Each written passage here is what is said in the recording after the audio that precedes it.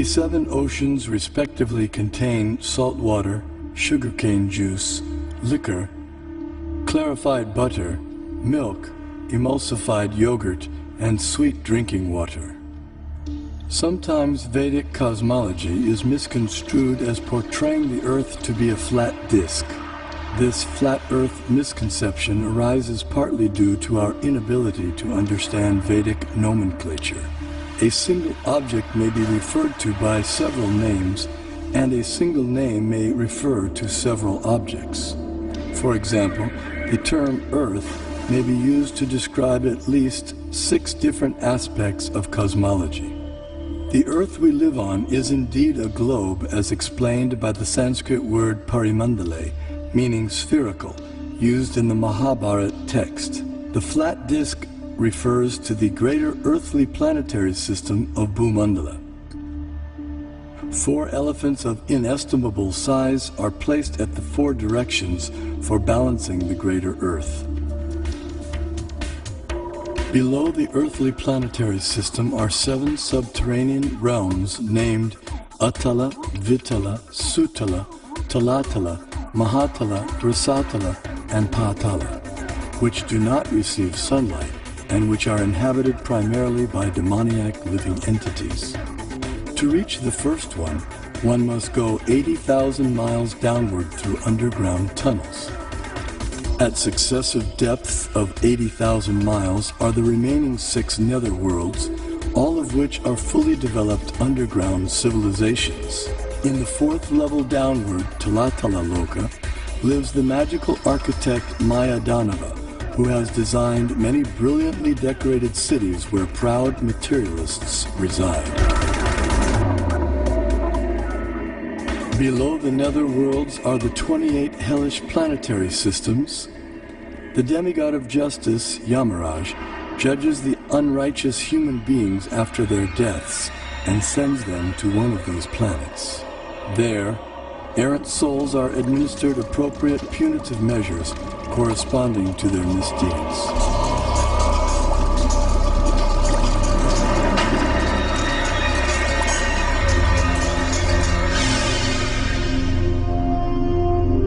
The earthly and subterranean planetary systems rest upon one of the hoods of the gigantic divine serpent, Shesha.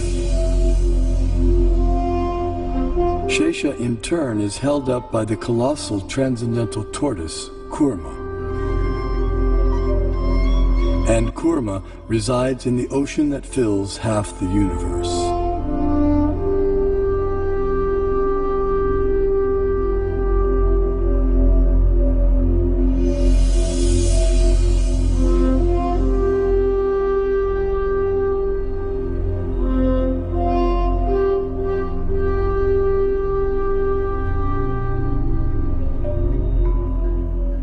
Cosine, pi, nearly 2 centuries before Newton was born to teach calculus to the world. Albert Einstein also recognized the contribution of Vedic mathematics to science.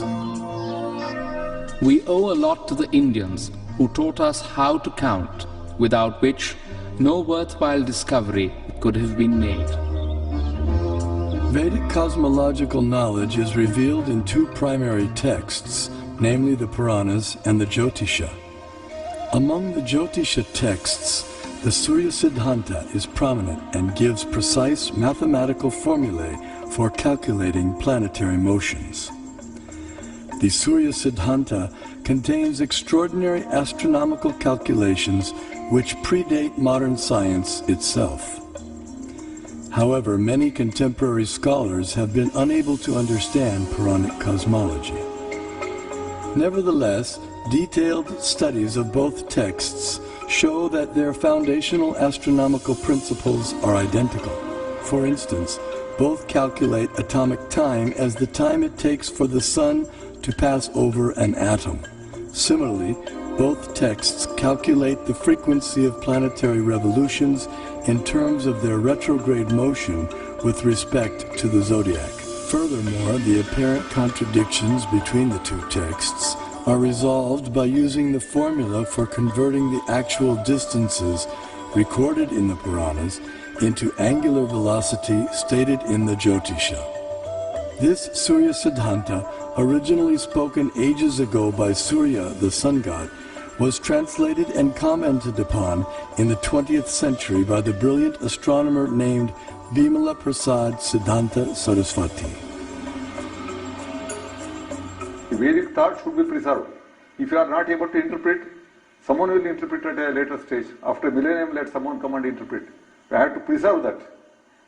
The Vedic thought, Vedic knowledge has to flow from generation to generation. I feel that there should be a planetarium strictly according to Vedic cosmology, and once the planetarium is constructed, probably at least we'll give a chance to those people to comment upon it and to discard it or to accept it, etc. Vedic planetarium apparently appears to be different from the ideas of the modern scientists. But what is more important is whether Vedic planetarium idea by itself is scientific. If it is scientific, the modern scientists will have to revise their ideas about their own planetarium. That is, planetary is required on all these things. Give you a vast knowledge of the universe and so on for so many people. So you are the one, not only the person to enjoy, you will allow all others to know about it. So that is really a commendable work and has to be done. If we construct a planetarium, according to our Bhagavatam, so a Westerner who is wise and who is after discovery, certainly he will be interested in this. There is a famous proverb, one figure is worth 1,000 words. I think I can explain this proverb.